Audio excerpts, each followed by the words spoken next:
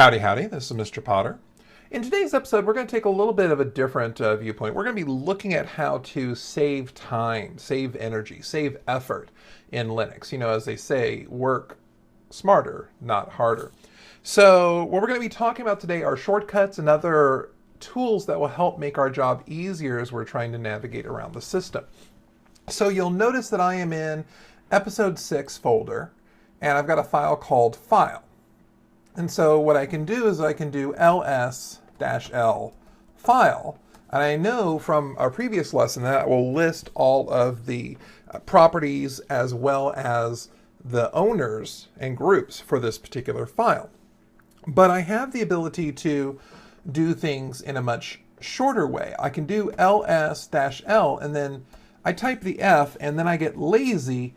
If I hit the tab key, that's going to autocomplete using the best guess, and Linux will actually make a guess about what I'm going to have. In this particular case, because there's only one thing that starts with an F, that's got to be what I'm looking for, and that's going to give me that file. If, however, I change back to the episode 1 folder, you may remember that we had several things called file. If I try and do the same thing here, ls-l and then put F, I hit tab and it says file because it's unambiguous up to that point. Every file that started with an F has an I, L, and an E, and the next character is where the ambiguity starts. If I hit tab one more time, then it's going to say, now I can't autocomplete it, but if I hit tab a third time, then it actually says, hey, here are the choices. Tell me where to go. And if I hit a 3 and then hit tab, then it's going to give it to me for that. Remember, of course, that if I wanted to get rid of the ambiguity and just put the star there, I could put the star there and it would list all the files in that particular folder. So that's some interesting stuff.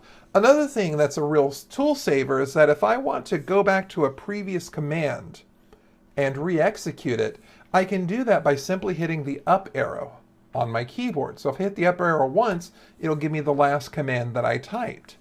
If I hit the up arrow again, it'll give me the previous command, and so forth, and so forth, and so forth. It will give me as far back as I want because Linux maintains a history of commands that have been typed into the shell for this session. So if I type history, it's going to tell me all of the commands that I've done so far. And you can see some of the files that I did to prepare for today's lesson. So I've done 56 things since I started today's videos session. I can go back and say, hey, run command number 27. And I can do that by using the exclamation point. And I can run any of the commands on this list, and it'll run command number 27. Notice when I scroll up, command 27 was an ls-l, and the command that ended up getting run was ls-l. So it lists the contents along with their properties, along with their owners. So I have this ability to go back in time, if you will, to go back and run previous commands. So if I ran a particular command and I need to do it again, I can use the up arrow if it was a very recent command, but if it wasn't a recent command, say if I wanted to find a particular command that I did maybe a day ago or a week ago, I can do that. As a matter of fact, say I wanted to run my history command and I knew the command started with, I know it started with an L. What I can do is I can do a vertical line, a pipe, and I can use Grep. We talked about Grep a couple of videos back. That allows us to search things. So I know that it started with an L, so it's going to find all of the commands that had an L in them. So I have this ability to not only use my history, but I can also go back into history and find everything that I needed. So the ability to run things again and again and again, to hit tab to autocomplete, or to use the up arrow to run a previous command, or to use history to find all the commands that I've run, very useful tools. The next thing that I want to talk about is how to find out information about a command, because you notice the very first video we talked about ls, and then later on when we needed it, we talked about the flag, the -L that we put at the end.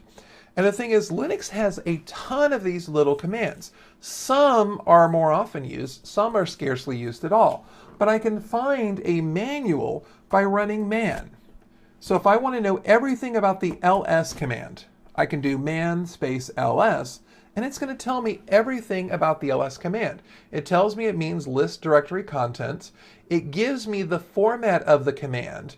And then it tells me some of the things that I can use. I can put -A to not ignore files starting with a dot. By the way, remember that that dot means the current directory, but files that start with a dot are kind of hidden files.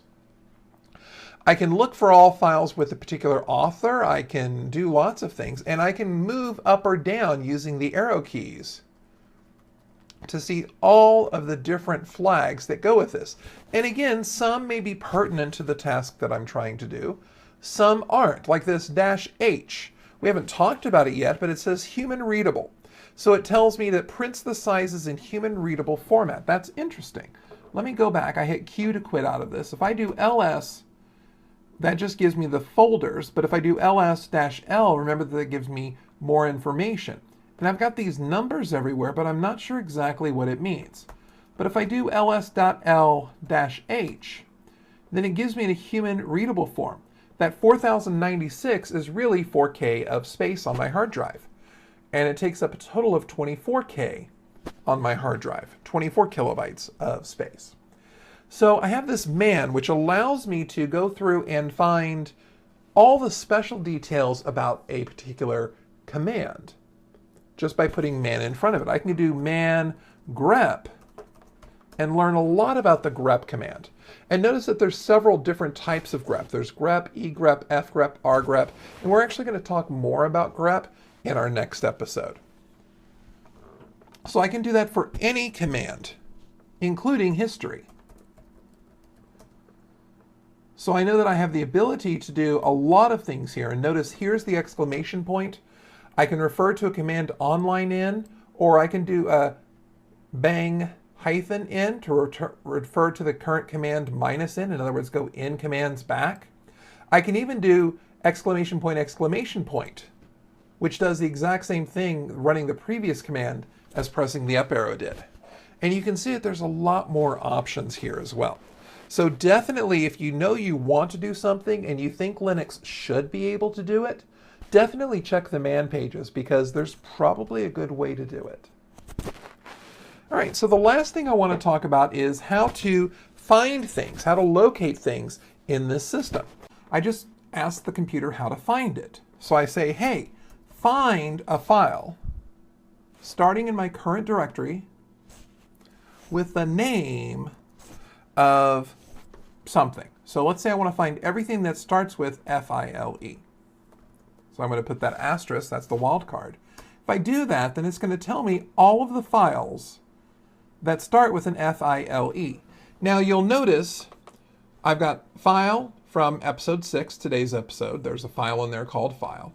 In episode 2, we had file1.txt. That's where we had the output for our text. And in episode 1, we had several different files that we talked about. This tells me how to get to all of those files. Now, notice you don't see .c9, but there actually is a hidden folder that has that information in here as well. Now, what's nice about this is that I can find, not only based off of the name, but I can also find all the files that were done after a particular time. So if I do find dot, and I'm going to put time, this is going to be the files that were modified a certain number of days ago. So if I put a 7 here, it's going to tell me all the files that were modified 7 days ago. And these files were the ones that were modified 7 days ago. If I do find dot with that time, but now I put a +7, you'll notice that it's giving me all the files that are older than that. It's giving me everything that was modified 7 or more days ago. And if I do the exact same thing, but change that plus to a minus, it gives me all of the files that were done today, or actually within the past 7 days. So in other words, I have this ability to find files within a particular window. If I know something happened 3 days ago, I can look for that particular file by using this mtime, this modified time flag. I can even find all the files that are actually owned by a user.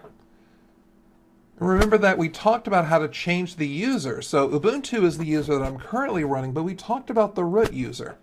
And what I can do is I can find all the files that are owned by root, and you can see in episode 5 we have foo, bar, and bat. So if I change to the episode 5 directory and I do an ls-l, you'll notice that those 3 files are owned by the root user. So we have this tool called find, which allows us to find a file not just by its name, but also by when it was modified, or by who owns it, or, well, remember, there are a lot of different ways to search. And so I can look at the manual page and find out more about how to use find. As a matter of fact, more than I'd ever want to know about that command. Well, we've talked about a lot of shortcut saving techniques, different ways to save time in Linux. I hope you've enjoyed the lesson. Once again, this is Mr. Potter. Thank you for watching. Have a great day.